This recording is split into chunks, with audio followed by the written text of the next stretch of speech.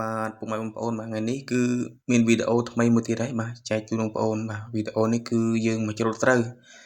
បាទថ្ងៃនេះសម្រាប់ពីការងារបាទទៅដល់ក៏គប់ជួនដែរបាទទៅដល់ចំពេលដែលយាយបាទស្រូវយាយទុំបាទអញ្ចឹងម៉ែក៏នាំទៅច្រូតស្រូវហើយខ្ញុំបានតែថតទេបាទព្រោះអត់បានទៅជួយច្រូតយាយទេបាទព្រោះស្រូវកាលមួយស្រូវតិចដែរអញ្ចឹងណាបាទហើយស្រូវនេះគឺ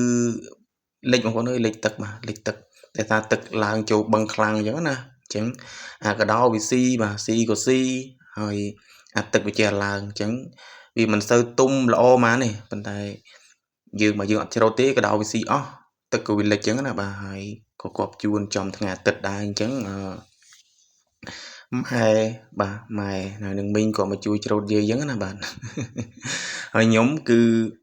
អត់បានជួយច្រូតទេបាទគឺគោលដៅរបស់ខ្ញុំនេះគឺទៅបាទ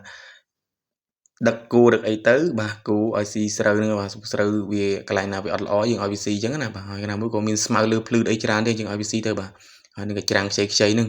គឺវាស៊ីហើយបាទហើយគោដៅមួយទៀតហ្នឹងគឺជាមួយឪបាទជាមួយឪហ្នឹងគឺបងសំណាញ់បាទហើយយកនុយយកអីទៅបងប្អូនបាទយកទៅបាចបាទបាចទៅយើងដាក់ដោតមែកឈើឆ្នាំអញ្ចឹងណាបាទហើយពីផ្ទះទៅហ្នឹងគឺខ្ញុំលាយកាឌាជាមួយកតុបាទកតុយើងហ្នឹងបាទកតុដាក់ឲ្យជ្រូកហ្នឹងដាក់ឲ្យគោដាក់អីហ្នឹងគឺយើងលាយបាទលាយយកទៅបាច់ឲ្យត្រីអញ្ចឹងណាបាទធ្វើចំណីត្រីអញ្ចឹងណាហើយម៉ែក៏នៅបន្តការច្រូតបាទហើយយាយក៏ច្រូតឡើងកើតហើយបងប្អូនបានឃើញគឺគាត់ឈោបជាមីងបាទហើយនឹងម៉ែឲ្យច្រូតឡើងនេះច្រូតនោះអញ្ចឹងណាបាទហើយកន្លែងណាទុកត្រូវទុកហ្នឹងទៅបាទទុកគឺមិនទុកអីទុកឲ្យគោបងប្អូនទុកឲ្យគោស៊ីអញ្ចឹងណាបាទឬក៏យើងច្រូតដាក់បេយកឲ្យគោទៅបាទព្រោះគោយន្តយើងបរមកដែរអញ្ចឹងណាគោយន្តក៏បរមកហើយស្រូវបានមកគោយន្តបងប្អូនបាទបានមកស្លឹកតិចតួចអញ្ចឹងណាបាទមកគោយន្តដែរមិនអត់ទេបាទព្រោះស្រូវយើងច្រើនដែរអញ្ចឹងណាបាទ2 3កន្លែងដែរបាទ2 3ពកដែរអញ្ចឹងណាហើយទុំអត់ទៅល្អមកនេះបងប្អូនឃើញនៅខ្ចីទេប៉ុន្តែបើយើងអត់ច្រូតទេគឺវាលិចទឹកឡើងខ្លាំងបងប្អូនហើយភ្ជាប់ភ្ជុំមកគឺឡើងយកដូចខឹងអញ្ចឹងបាទឡើងដូចខឹងអញ្ចឹងឡើងមកយប់2យប់ឡើងចង់លិចស្រូវបាត់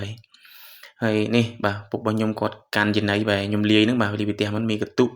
បាទមានលាយមួយកតុលាយមួយអង្គលាយមួយកាឌាទីទូអញ្ចឹងណាបាទហើយដាក់ទឹកផុកយើងបោះបាចទៅចូលក្នុងកន្លែងនេះគីឡូដែលយើងវែកបាទកុំឲ្យមានបន្លាយមានអីទេបាចទៅហើយយើងកប់នុយអញ្ចឹងណាបាទអញ្ចឹងត្រីក្រាញ់ត្រីទុបាទត្រីជីវ៉ាជាពិសេសត្រីកទាស់ភ្លុកបាទហើយត្រីជីវ៉ាត្រីរៀលហ្នឹងបាទគឺមកស៊ីបងបានច្រើនណាស់បងប្អូនបាទហើយវីដេអូមួយទៀតគឺខ្ញុំបង្ហាញបាទហើយបងបានអញ្ចឹងទៅគឺបងអូនស្រីខ្ញុំគាត់ធ្វើត្រីបាទគាត់ទៅចេះធ្វើទេគឺម៉ែរបស់ខ្ញុំគាត់អ្នកបរៀនអញ្ចឹងណាបាទបងអូនកំមុំរបស់ខ្ញុំបាទហើយបាទបងប្អូនហើយនេះគឺបឹងមកកន្លែងម្ដុំស្ដេចគង់អញ្ចឹងណាបាទស្ដេចគង់ហើយនឹងព្រៃវាលតបអញ្ចឹងព្រៃតបអញ្ចឹងណាបាទតែថានៅចិត្តលង្វែចុះអញ្ចឹងគឺកន្លែងហ្នឹងគឺកន្លែងដែល